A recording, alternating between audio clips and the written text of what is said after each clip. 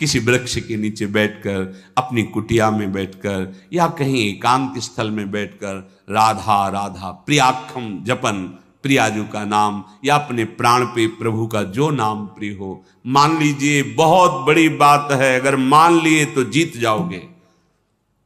हरसि हरिनाम जपत जय। परेशान घूम रहे, ये ग्रह परेशान कर रहा है, ये नक्षत्र परेशान कर रहा है, वो पड़ोसी परेशान कर रहा है, तुम्हारे कर्म सबके अंदर बैठकर तुम्हें दुख देंगे। जीते विनायक शुभ अशुभ, विघ्न करे नहीं कोई, विघ्न करे नहीं कोई, डरे कलिकाल कष्ट भय, हरे सकल संताप, हरसि हरिनाम जपत जय। नहीं समझ में आ रहा? कोई भी विघ्न तुम्हें परास्त नहीं कर सकता। नाम जापक हो तुम, तुम्हारी संसार में जय हो जाएगी, विजय हो जाएगी। एकम क्वापि, अरे कभी तो सोचो, अकेला बैठ करके, जाना तुझे अकेला ही है, कुछ नहीं जाएगा तेरे साथ। राधा राधा राधा राधा, थोड़ा समय निकालिए, फिर आप व्यवहार में उतरिए, एकाग्रता पूर्वक, पवित्र धर्माचरण पूर्वक अपने कर्तव्य का पालन कीजिए। जब स्मरण आ जाए तब नाम, नहीं तो वो कर्तव्य सीधे प्रभु को समर्पित कर दीजिए, हो गई आपकी पूजा। भगवत प्राप्ति का वही साधन बन रहा है, चाहे वो किसानी हो, व्यापारी हो, नौकरी, कुछ भी भगवत प्रसन्नता का हेतु लेकर के श्री कृष्ण अनुकूल लेन और उसे समर्पित कर दो, पूजा हो गई, उससे भगवान प्रसन्न हो जाएंगे। मौनी लोक समागमे निरवधि छौड़ी व सर्वम सहो। आहा, हरिनाम जापक, राधा नाम जापक, ये ध्यान रखे, अगर वाणी से अश्लील वचन बोलेगा, गंदी बातें बोलेगा, प्रपंच की बातें बोलेगा, नाम भगवान नहीं चलेंगे। जैसे भगवान वैसे ही भगवान का नाम, ये परम पवित्र है। यदि आपकी जिह्वा पे आने लगा तो संत कृपा हो गई, हरि कृपा हुई, धाम कृपा हुई, तब ये नाम आया है। जो नाम है वही कृष्ण है, जो कृष्ण है वही नाम है। नाम नामी अभेद होते हुए भी नामी से बड़ा नाम, नाम स्वामी नामी सेवक। जहां नाम रूपी स्वामी पहुंचा वहां नामी सेवक आ ही जाएगा, रुक नहीं सकता। मौनी लोक समागमे, जब ऐसे लोग मिले जो प्रपंची हैं, गंदी बातों में लगाते हैं, तो मौनी लोक समागमे, ऐसे लोक में समागम प्राप्त होने पर मौन हो जाओ, नाम पर ध्यान दो। नहीं, वो नाम छुटाने के लिए माया ने अपने पार्षद भेजे हैं। जिस व्यक्ति, जिस वस्तु, जिस स्थान के संयोग से भगवत विस्मरण हो रहा है, वो कोई भी हो, वो माया का भेजा हुआ पार्षद है, हमारे समय को नष्ट करने के लिए। मौनी लोक समागमे निरवधि छौड़ी व सर्वम सहो। अब वो आपको ऐसी भांति देख करके कटुवचन बोलेंगे, उपहास करेंगे, आपकी निंदा करेंगे। आगे कह रहे छौड़ी सर्वम सहो, चुपचाप सह जाओ, उत्तर मत देना। इससे तुम्हारे हृदय में नाम स्फुरित होने लगेगा। ये नाम क्यों स्फुरित नहीं होता? कहीं ना कहीं हमारे हृदय में अभिमान है, कुसंग का महत्व है, सहनशीलता नहीं है, इसीलिए नाम छूट जाता है। राधा केलि वने तृणादपि कदा नीचो निवत्स्याम्य हम। अपने को तृण से भी नीचा समझ करके जो चलता है वही नाम को निरंतर जप सकता, अन्यथा नहीं। महाप्रभु चैतन्य देव ने भी कहा है, तृणादपि सुनीचेन। सेवक जी महाराज ने भी कहा है, तृणते नीच अपनपो का है। प्रबोधानंद पाद जी कह रहे, तृणादपि कदा नीचो निवत्स्याम्य हम। मैं अपने को तृण से भी नीच समझकर कब निवास करूंगा वृंदावन में। ध्रुवदास जी ने भी कहा है, वृंदावन एह विद बसे तज के सब अभिमान, तृणते नीचो आपको जाने सोई जान। वही वृंदावन का महामहिम स्वरूप जान पाएगा जो अपने को तृण से भी नीच समझता है। यदि हम अपने को सबसे नीच समझकर, तो महान बन जाओगे। ये महान बनने का तरीका है। जो अपने को महान समझता है वो कभी महान नहीं हो पाएगा। जो अपने में दैन्यता लाता है वो महान बन जाता है। जैसे जहां ढलान होती खालीपन होता है, वही जल आकर के चारों तरफ से रुक जाता है। ऐसे ही सद्गुण, प्रेम, दैवी संपदा ये उसी के हृदय में आके विराजमान होती है जिसका हृदय दैन्य होता है। अमानी ना मान देन, दूसरों को मान देना, स्वयं अमानी रहना, हर बात को सहन कर जाना, तनिक भी विक्षेप न मानना, निरंतर नाम जप करना, दैन्य भाव रखना, सुमति बढ़ाने के लिए परिस्त्री संग नहीं करना, ऐसे पुरुषों का संग नहीं करना जो हमारे हृदय की निष्ठा को भोगों के लिए प्रेरित कर दें।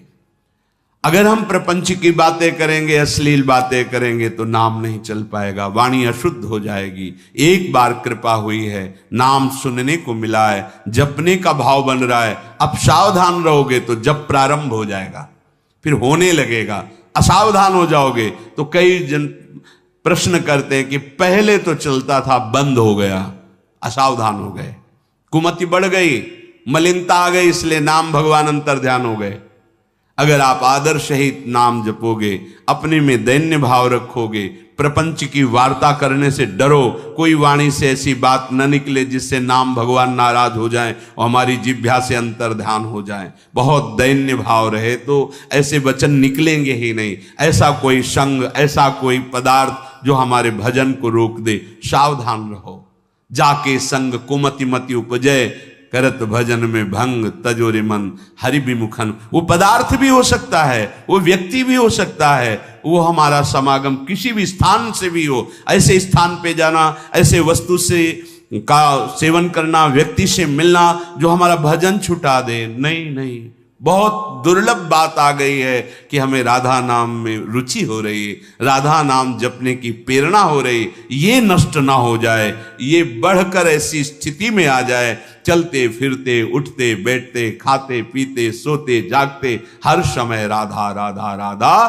तो कह रहे हैं कि त्रिभुवन की राज्य लक्ष्मी, 14 भुवनों का वैभव आपके चरणों में लुटने लगेगा।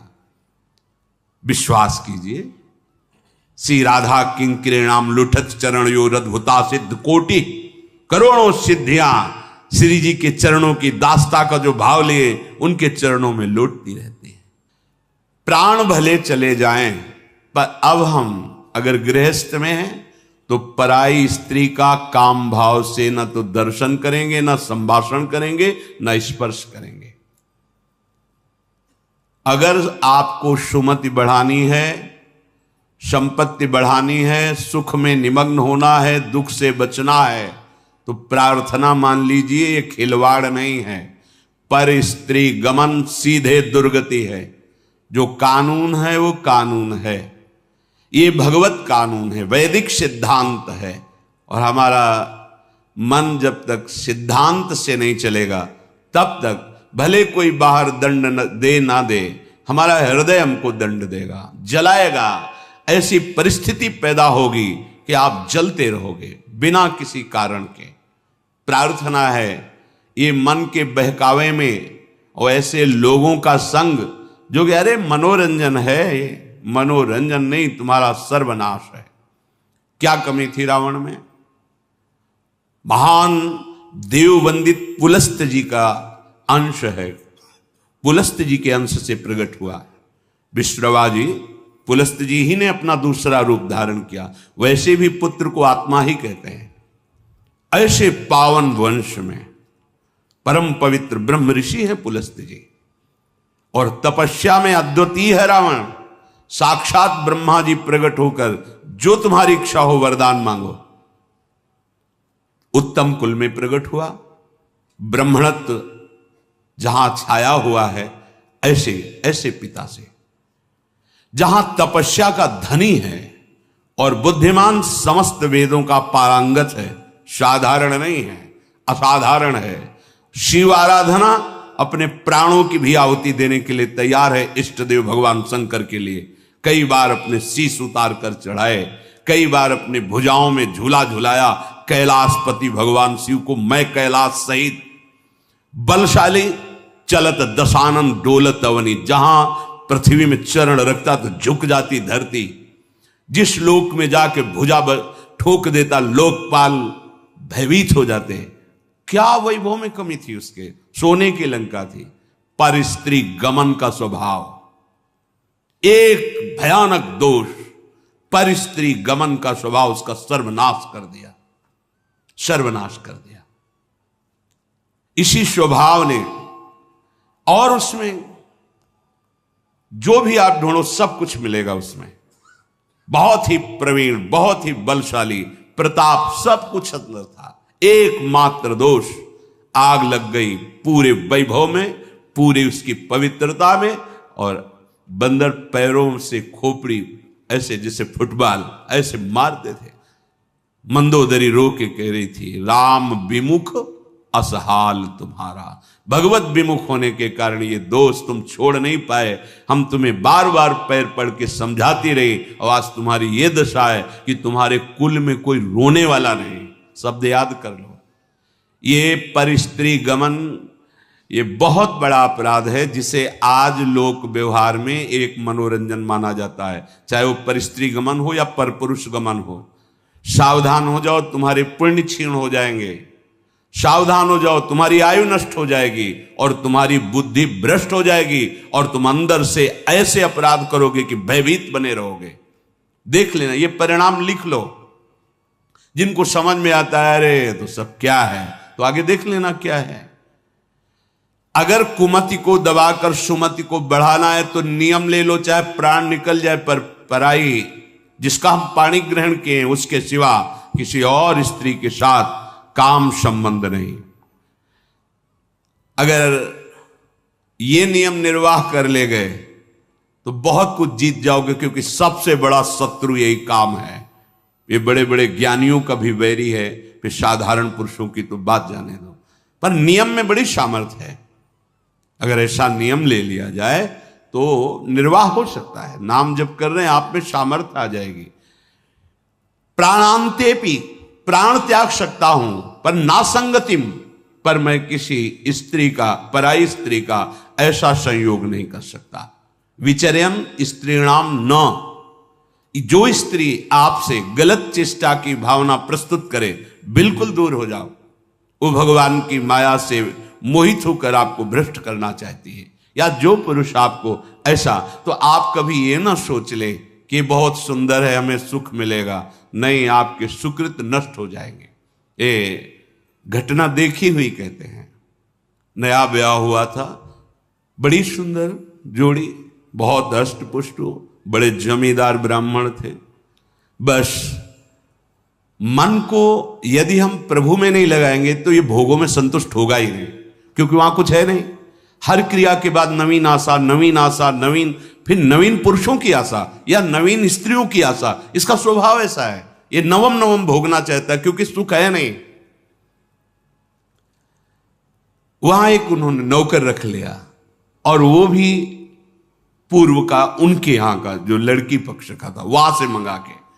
शायद उसने शर्त रखी होगी कि वहां से रख लो, अब जैसा भी हो। अब वो वहां रहने लगा। अब उससे एक पुत्री प्रकट हुई, ना मां की आकृति ना पिता की आकृति। तो पिता को लगा कि, तो उसने पूछा कि आप नाराज मत हो ना, पर मुझे लगता है कि क्या आपका आचरण गलत है क्या? नहीं, ऐसा कुछ नहीं। पर वो प्रवीणता अपनी बुद्धि से समझ गई कि हमें लगता है ये हमें इस बात में दंड देंगे। जान, चाय में जहर मिला करके उसको दे दिया पति को। अब वो पधार गया तो उनके जो पिता थे, वो पक्का प्रमाण हो गया कि इसी ने दिया है। उसने अपनी सारी संपत्ति आवेश में, क्रोधावेश में, एक क्षत्रिय बलवान जो परिवार था उसके नाम कर दी। ऐसी दुष्टा को बिल्कुल हम अपने, चाहे भीख मांग के खा लें, अपनी जमींदारी नहीं देंगे। इधर ये हुआ, उधर वो पकड़ गई पुलिस से, बात उसने स्वीकार की, उसको जेल हुआ। बच्चे भीख मांगने लायक, जो छोटे छोटे पूरा परिवार नष्ट। पति जहर से नष्ट हुआ, वो जेल में, बच्चे ऐसे, पूरी जमींदारी दूसरे, सर्वनाश। कभी कहीं किसी का मंगल नहीं हो सकता। अगर आपको अभी मौज मस्ती लग रही हो ना, ये तो सुनने को आ रहा है, हमारा तो कुछ नहीं, पुण्य चल रहा है, पुण्य क्षीण होने दो, जल्दी पुण्य क्षीण होने दो, फिर तुम देखना जब तुम्हारा हिसाब आएगा तब तुम्हें समझ में आएगा कि शास्त्र में जो लिखा है वो सत्य लिखा है। सब अनुभव करके देख लो। शास्त्र विरुद्ध आचरण तुम्हें भयभीत रखेगा। जिसके सामने नहीं झुकना चाहिए उसके सामने झुकना पड़ेगा। तुम्हें क्या क्या देखना पड़ेगा। इसलिए विश्वास कर लीजिए, भले प्राण चले जाएं, प्राणांतेपि न संगतिम विचरयन। कैसी कैसी नीच बुद्धि आ जाती है, पूरे परिवार का नाश हो गया। कितना मंगलमय जीवन चल सकता है, कितने प्यार से दोनों रह सकते हैं, कितना भजन करके पूरे परिवार का उद्धार किया जा सकता है। अतिथि सेवा, साधु सेवा, गुरुजनों की, माता पिता की सेवा, धर्माचरण और फिर भागवतिक प्रसन्नता के लिए संतानोत्पत्ति आदि, बड़ा मंगलमय गृहस्थ धर्म है। गृहस्थ धर्म का मतलब है एक परकोटी के अंदर रह करके शत्रुओं पर विजय प्राप्त करना, और विरक्त का मतलब खुले मैदान में ललकार करके शत्रुओं को परास्त करना। तो आदेश कर रहे हैं विचरयन स्त्री नाम न तत्संगी नाम। जो पुरुष आपके पास बैठकर गंदी बातें सुनाता हो, गंदे दृश्य दिखाता हो, गंदी चेष्टाओं का परिचय कराता हो, ऐसे पुरुष का त्याग और ऐसी स्त्री का त्याग जिसके संग से आपका अपना धर्म नष्ट हो जाए, बिल्कुल नहीं। सावधान। अगर भूल हो गई है तो आज से सावधान हो जाओ। अब लो नशानी, अब ना नशई हो। प्रार्थना मान लो, ना इस लोक में सुख मिलेगा ना परलोक में। कर लो, कर लो। तुम्हारे पुण्य जब तक है तब कर लो, और जहां पुण्य तुम्हारे क्षीण हुए, वर्तमान का पाप और पूर्व पाप मिला, उसी समय से तुम्हारी दुर्गति प्रारंभ हो जाएगी, कोई नहीं बचा पाएगा। श्रीपाद कह रहे एकम क्वापि निषद्य सत तरुतले शास्त्रम प्रियाख्यम जपन। एक बात मेरी मान लो, थोड़े समय के लिए अकेले रहो। 24 घंटे में कुछ समय ऐसा निकालो, शांत एकांत, सबसे अलग बैठ करके नाम जप करो। एकम क्वापि निषद्य सत तरुतले, किसी वृक्ष के नीचे, पावन नदी के तट पर, कहीं एकांत मंदिर में या अपने घर में ही एकांत कमरे में शांत बैठ करके प्रभु को मानो हम पुकार रहे, ऐसे जपो। राधा वल्लभ, राधा वल्लभ, श्री हरिवंश, श्री हरिवंश, राधा राधा राधा, राम कृष्ण हरि, जो नाम तुम्हें प्रियो मान लो। प्रार्थना मान लीजिए। ये हृदय की बात कहते हैं, पछताना नहीं पड़ेगा। अगर ये बात मान लोगे तो पछताना नहीं पड़ेगा। जैसे हम किसी से कह देते हैं कि तुम यहां आए हो, राधा राधा हमारे सामने बोले हो, अब तुम चिंता मत करो, फाइनल बहुत अच्छा होगा। क्योंकि शास्त्र और संतों की कृपा से ये बात समझ में आ गई कि नाम अविनाशी है। तुमने 2 बार राधा राधा बोला, श्रीधाम वृंदावन में बोला, अब इसका हिसाब धर्मराज को करने में बहुत भारी पड़ेगा। क्योंकि राधा नाम वो है जिसे स्वयं हरि जपते हैं। राधा नाम वो है जिसके अधीन स्वयं हरि रहते हैं। राधा नाम वो है कि जहां राधा तो अनुल्लिख्या अनंतानबे, ये अखिल ब्रह्मांडों के स्वामी हैं, लिखते ही नहीं, रजिस्टर ही हटा देते हैं। अब क्या करेंगे धर्मराज? इसलिए कह देते तुम निश्चिंत हो जाओ। राधा राधा बोला, मेरा विश्वास, मेरे गुरुजनों के वचनों का प्रभाव मेरे हृदय में जो है वो कहता है अब तुम पराजित नहीं होगे।